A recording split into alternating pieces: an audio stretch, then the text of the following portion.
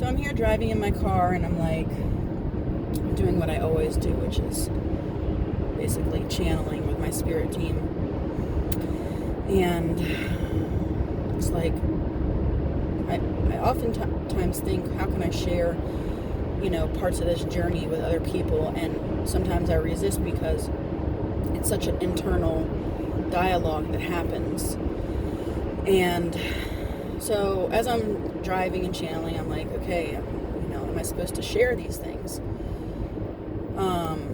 Basically what the lesson is from my team today, which is, I call them the council, and you can call them whatever you want. You can put whatever label on yourself and your spirit team and your understanding or your learning. Do whatever you want, call whatever you want.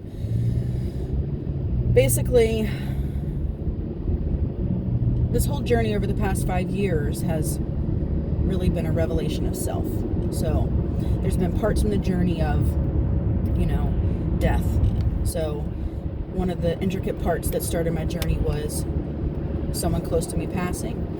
And there was something which was ignited in me through his illness, which was my uncle, that I felt things around him, and I felt things coming through his mouth. And when he would speak, I felt things that I knew weren't his. I couldn't explain it at the time, but in fact, I was so stuck by it, struck by it, that I didn't share with many people, like, what is happening. But I knew something was happening, and I knew that there was lessons there. And I remember just saying to different people in my family, there's lessons here. He's teaching us lessons. So it started with that. And then it was a combination of different teachers coming on my path. And basically, I keep hearing today, which is the concept of what you seek is seeking you. And my mentor says it many times too. And so through the path, there's been people who have come along who have reiterated the truth that I know in myself. But I feel like what I want to say is you have to be ready for that truth from yourself. And it takes a breaking down, so a death process, of many parts of yourself. So what you think you know versus what you're seeking. And you have to be ready and open to feel it, understand it, process it, release things.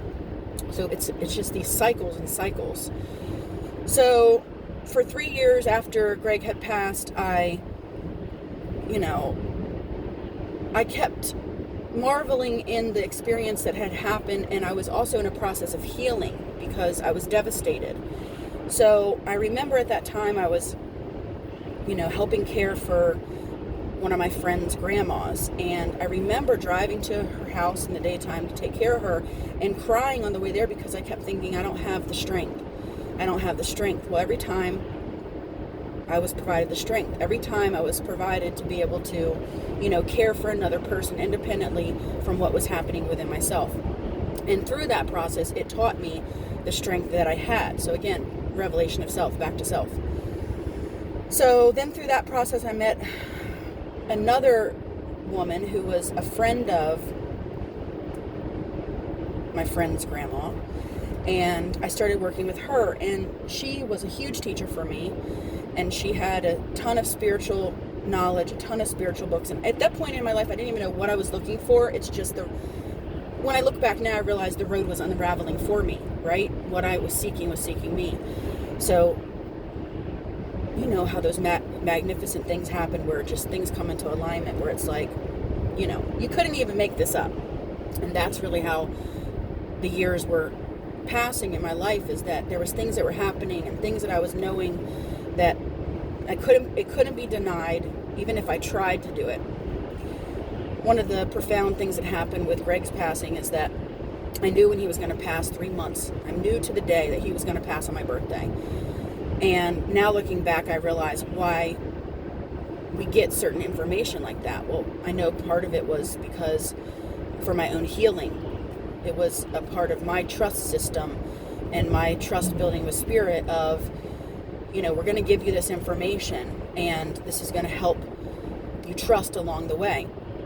And so I remember I said, I told my mom he's going to pass on the day of my birthday. And he did. And the night before, my mom and my Aunt Dawn had called me and they said, it's not going to be long. And I said, I know. And so my point is, I've always had this strong knowing, and which is my claircognizant now I've learned through the journey. But I never had words to put to why I felt things or why I knew things. So this isn't even what I got on here to talk about, but I'm just letting it flow, obviously. So this is what happens with spirit too.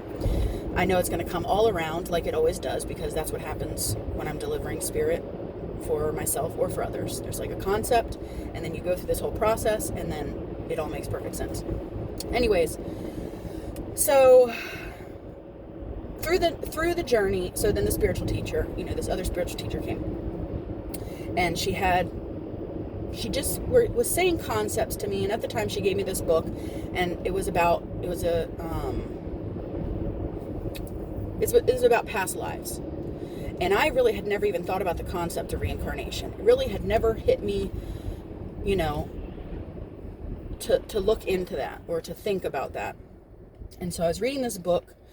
It was by Brian Weiss, Many Lives, Many Masters. And as I was reading this book, I also met other people who I was having this energetic knowing that I knew who they were, even though I didn't know who they were. So again, with the synchronicities, as I'm learning something, people come along the path to help me understand that part, which again, all comes back to self. So long story short, basically, as the journey's progressed, so it's been about 5 years now so it was like 3 years after Greg passed, then I had met this other woman who started to give me this other information. So about 5 years ago, after I had met this woman, another woman came on my path. And so I basically one night, after having all these profound feelings and knowings and whatever was happening, I was led to reach out to I just searched on Facebook, spiritual mentor. And so I found a woman, it popped up, and I'm sure many of you who follow me know it's Nancy, and she's in Virginia Beach. And so I messaged her, and she immediately talked back to me. And so that following week I went to see her. But when I went to see her, I had a past life regression, which lasted 3 hours, God bless her, because it was supposed to be an hour. But it was not like past life regression, meaning I thought it was going to be something different than actually what it was. And that's what also this whole journey is about too. You might think you're searching for something or think you're looking for one part, but then you realize that it's bigger than even what you can imagine it to be in the process. So that was another elemental part of another revelation of self.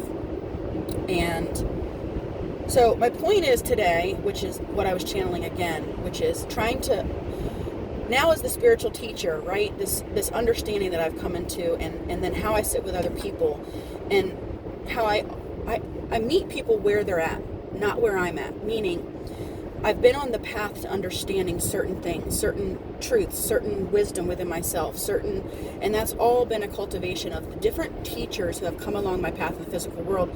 But at some point it pivoted, that the teachers, the stronger teachers, became the ones that are in the spirit world. And what happened was the people in the physical world then become helpers. And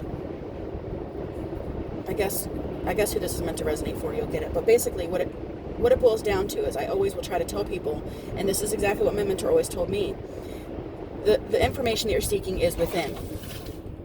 It's not external. So through my journey, I went, to different places, and I watched different teachers, and I watched different mediums, and and through the process, I learned different things. I learned what resonates with me. I learned what doesn't resonate with me, whatever.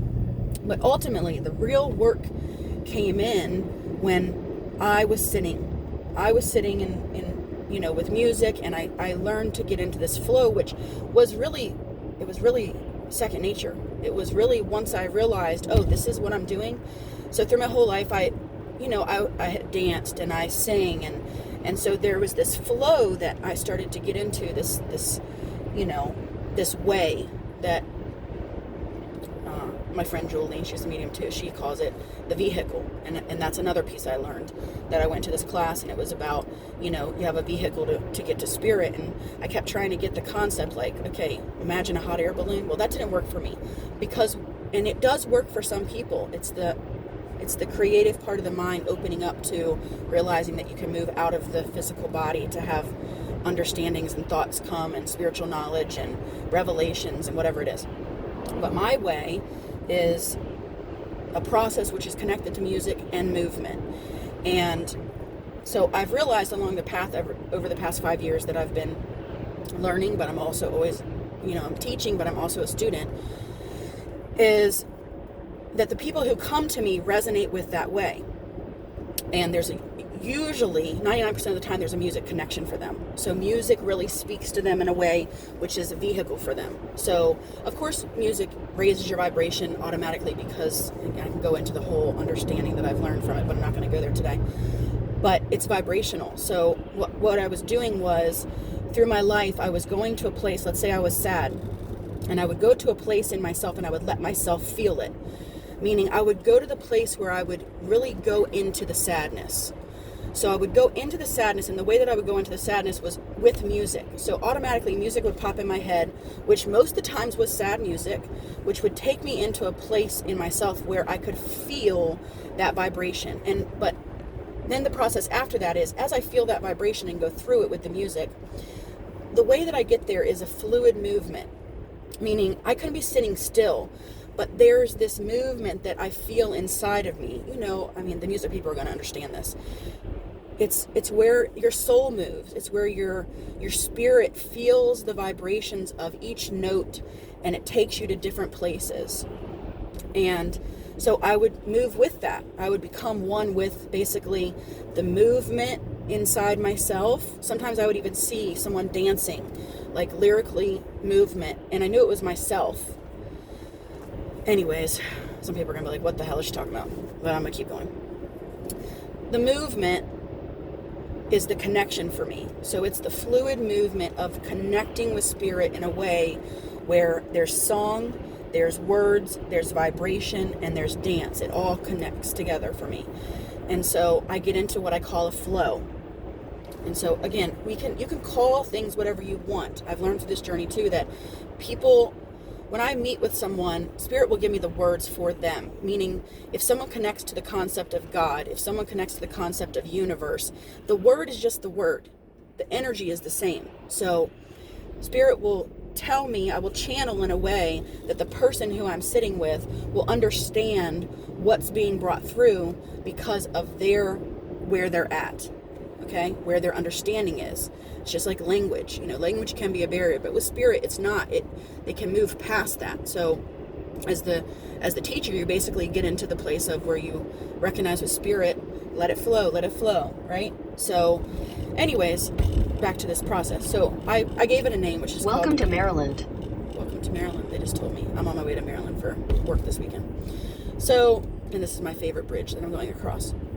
So, it became this process for me, which I started to understand what it meant for me. So what it meant for me was the surrender process. That's what I call it, the art of surrender. Okay.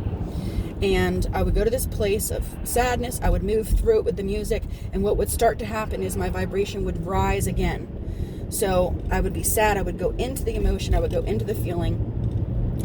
And I learned that this is the way that I connect with spirit too. It's no different. It's no separation from it. It's my way. It's my connection to myself, spirit, whatever. It's the self. So I call it the art of surrender. And you go into the feeling, and the different music will play. And oftentimes it would be like I would know what to play next because it would pop in my head. Right? You just inherently know, what do I need to listen to next? I always say, I don't know what came first, the chicken or the egg. Did spirit give me the thought, or did I have the thought? It's no different. It's one and the same thing. So either way, it's going to help you. So then I would start to raise my vibration, and I would start to rise above the feeling or the energy of the sadness, and I would rise above into the understanding or the concept or the lesson. And I would have these, in half a mile at the traffic circle, take the second exit and stay on US 15 north. where ideas would start pinging to me, and knowings would start pinging to me. Now, there's another part of this too, which is I feel spirit vibrationally, but I didn't always in this lifetime. So what I mean by that is, and I'll tell people when they come sit with me and when they meet me in galleries, but basically I feel spirit on my left side.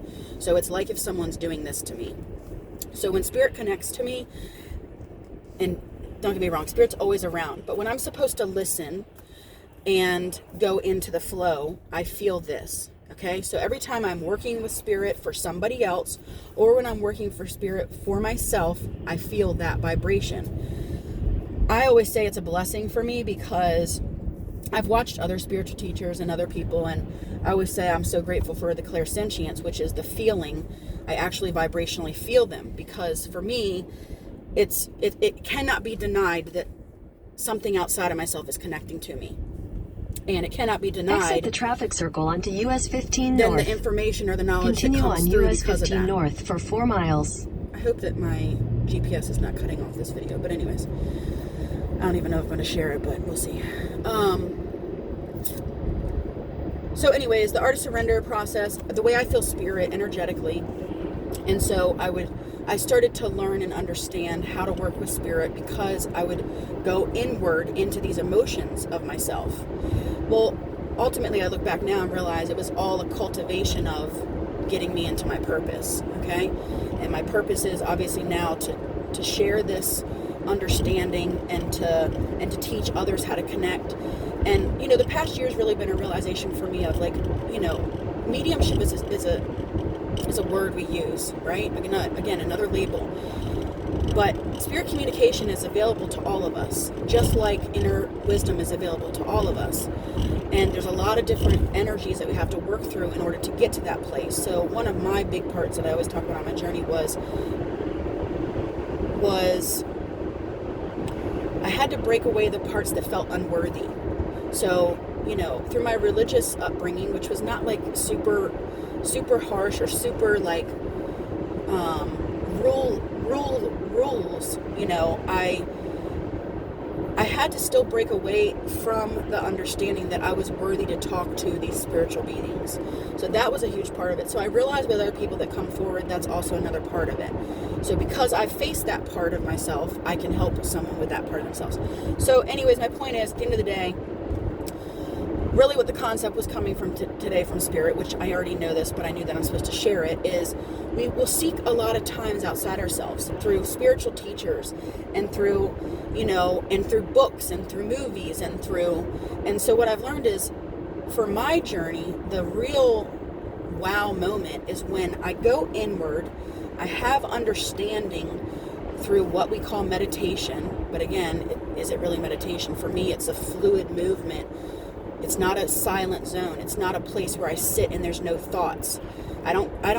That's not how I connect. I connect through fluid thoughts and fluid movement. And so I try to teach people too that meditation doesn't look a certain way. My best meditation is when I'm driving in the car, because my left brain is focusing on driving.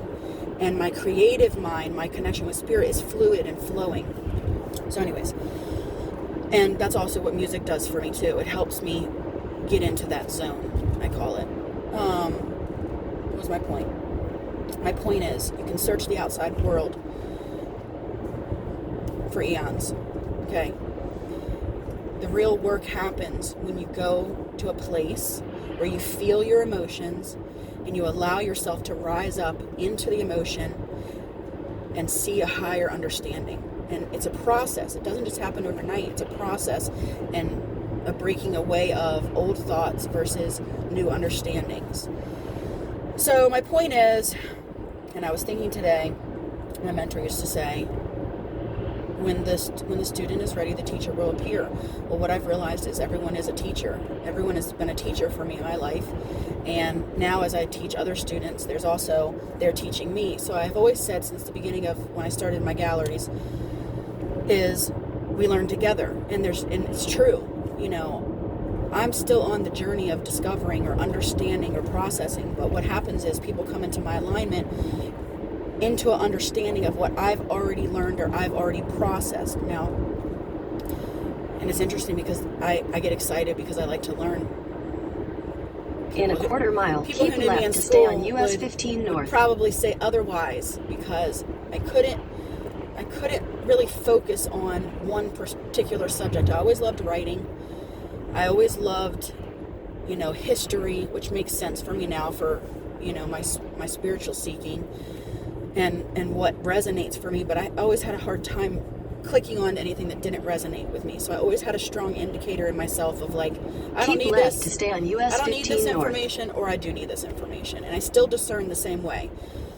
So my point is, trust what Continue you know. on US 15 north for 7 miles. If spirit gives you ideas or thoughts, and I say spirit or your mind, there's no difference. It comes in thoughts as your mind. That's a hard thing for people to understand too. It was a hard concept for me to understand. How is spirit talking to me? It's through my thoughts. So now my daily walk is with spirit, because it's not separate from me. My thoughts are always in fluid motion of propelling me, learning, processing, releasing. So there's this cycle that's always in process with spirit. It's a way of life for me. So what's my point? My point is, trust yourself. Trust yourself on the journey of what I need to know. And trust yourself to go into the space of going inward. So even if it's in small doses, even if it's in the car when you're driving and you put on, okay, what do I need to listen today? Okay, I need to listen to this, and whatever it is, even if it makes you cry, right? Even if it makes you joyful, even whatever it is, feel the emotion.